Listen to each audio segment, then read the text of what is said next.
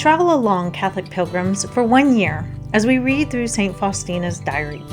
Join me, Amy Thomas, each day for a short reading out of the diary which brought us a deeper understanding of Christ's divine mercy. Welcome back, Catholic pilgrims. Today is day 9 of our readings. And as we continue on today with our readings, again, they're going to be very kind of dark and heavy and just not very enjoyable to hear. And I know that sometimes when things get kind of sad and depressing and, it's doesn't sound very full of hope or joy, that we can get discouraged by it, especially because we just came off a year where we want lots of hope and joy and good things to hear about. And now we're reading parts in Sister Faustina's diary that can leave us a little ugh. So just hang with me. I promise there will be light at the end of the tunnel. But I think it's really important that we do talk about these things. So often we don't want to talk about these very difficult parts of our faith, or maybe the more scary parts, or just not as doesn't make us feel good topics. And so but I think it's good to talk about these kinds of things, because whenever we drag things that we're maybe fearful of, or that scare us, or that are just too dark, whenever we drag it into the light and just talk about it, it helps to lessen that weighty effect that it can have on us. So we're going to get started with our readings. Today, where we're reading is from number 24, the start of that, to the end of 25. So this is a little bit lengthier part, but it tends to flow. So here we go. One day, just as I had awakened, when I was putting myself in the presence of God, I was suddenly overwhelmed by despair, complete darkness in the soul. I fought as best I could till noon. In the afternoon, truly deadly fears began to seize me. My physical strength began to leave me. I went quickly to my cell, fell on my knees before the crucifix, and began to cry out for mercy. But Jesus did not hear my cries. I felt my physical strength leave me completely. I fell to the ground, despair flooding my whole soul. I suffered terrible tortures in no way different from the torments of hell. I was in this state for 3/4 of an hour. I wanted to go and see the directress, but was too weak. I wanted to shout, but I had no voice. Fortunately, one of the sisters, another novice, Sister Placida Parida, came into my cell. Finding me in such a strange condition, she immediately told the directress about it. Mother came in at once. As soon as she entered the cell, she said, "In the name of holy obedience, get up from the ground."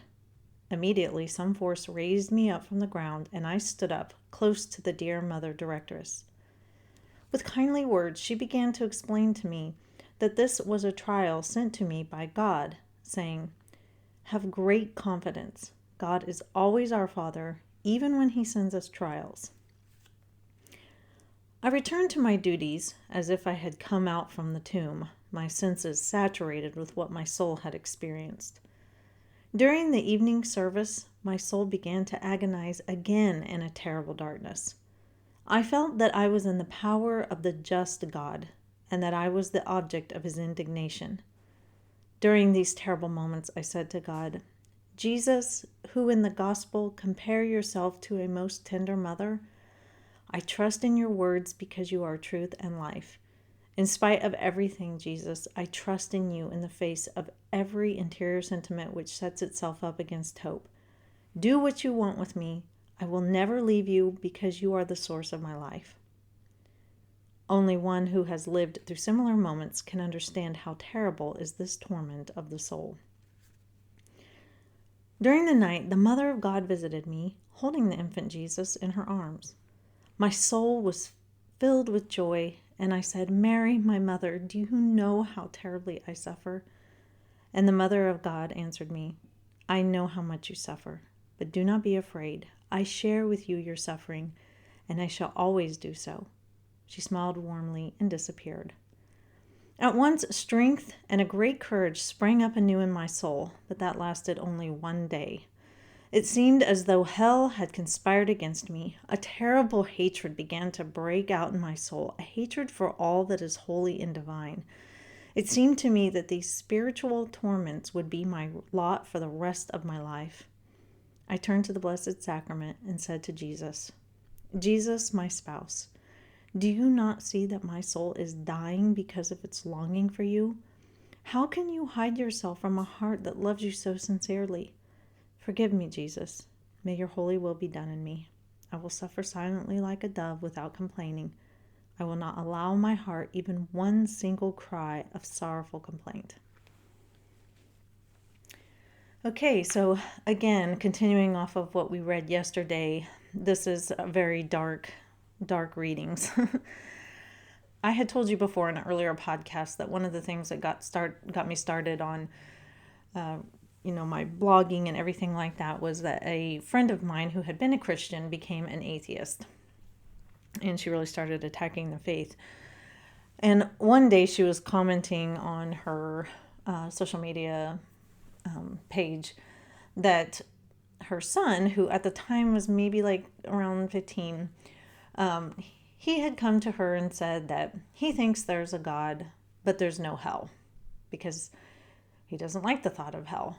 And she was saying online that she really commended his thinking, and she doesn't force anything on her children. She allows them to just find their way, and that she doesn't believe there's a God, but if he wants to, and if this is how he wants to believe, then that's his path. And I was like, if I was going to make up a God, yeah, there'd be no hell. I mean, I would like to think that there's no possibility of eternal damnation. And that's a nice thought, not to have to worry about that. Everything will just be peachy keen, and we don't have to think about the ramifications of how we live our life, because all there would be after death is heaven. But we know that's not the way it is, because God is just. And I think something that's really important to remember is God does not desire a single one of us to go to hell. He does not desire it in the slightest. However, hell is a place where we go if we've decided in this earthly life that we don't want anything to do with God. That's what hell is. Hell is that final decision by us where we've said to God, "I don't want you in my life," and he respects our wishes. And so in eternity, we are completely and utterly removed from all of his goodness and all of his blessings. That's what hell is. And if we've told God we don't want anything to do with him, and we die with mortal sin on our soul, then that would be just.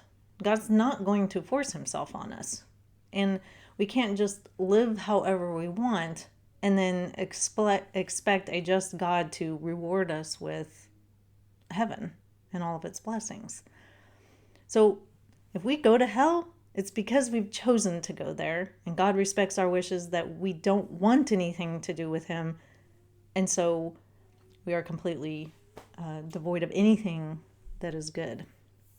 Because in this earthly life, even if we choose to turn our back on God, we still have the opportunity to experience his blessings, the blessing of creation, children, love of a friend, all those things. But hell is where we get none of that. None of that at all. And that is incredibly sad. So, like I said, if I was going to make up a God, yeah, there'd be no hell. And, obviously that teenage boy, he's very naive. He hasn't been reared in any way in the faith, sadly. And so he's just going off of what sounds good to him. But the reality is that there is a hell. And I think the reason why Sister Faustina is shown these torments and experiences this deep, deep darkness, like what a soul would experience in hell, is so that we can read it and see what it is like. I mean, we won't fully experience it, but it doesn't sound appealing at all. Her soul feels dead. She has started to have this terrible hatred towards anything holy and divine. She's in utter misery. She's, just suffering hugely. And I think that's meant to show us that the reality of hell is there. And this is what it's like. Because we're meant to read these things and go, oh, I don't want to go there. I don't want to spend eternity in such a way. And so it makes us think about the ramifications maybe of the choices that we make. What to take from this is, it makes us sad. It makes us feel terrible thinking about hell. But I think it's important, again, like I said, to talk about these things because we got to understand what the reality is. There is a heaven and there is a hell. And we know that because Christ talked about it. It's in the Bible. Hell is not something that we can just wish away because we don't like the thought of it. I don't think we need to sit around and just dwell on hell. I think we need to be thinking about all the joys of heaven and all the wonderful, beautiful things to look forward to. But we also have to be reminded and fully understand the choices that we're making. If we want a life without God, okay, he'll respect our wishes. He gave us free will, but this is what you choose. If you choose no God, you get no God, and that means no blessings and just suffering and torment. But if you want to be with God and you want to love him, there's so much beauty and goodness and love there to be found. So I just think it's good to think on every now and then. I know it's not something we like to dwell on, but this is, again, she's showing us and she's teaching us, and God has allowed her soul to experience these heavy trials. I'm glad I don't experience this, but she must have some kind of strength in order to be able to experience this. So that's all for today, Catholic pilgrims. Say a prayer for those who do not know Christ yet, do not have a relationship with him, or for those who have fallen away from the church, because we truly do not want any of them to experience the deprivations of hell. We want everybody to find their way to Christ. So say a prayer for them today. And until next time, Catholic pilgrims, live the faith boldly and travel well.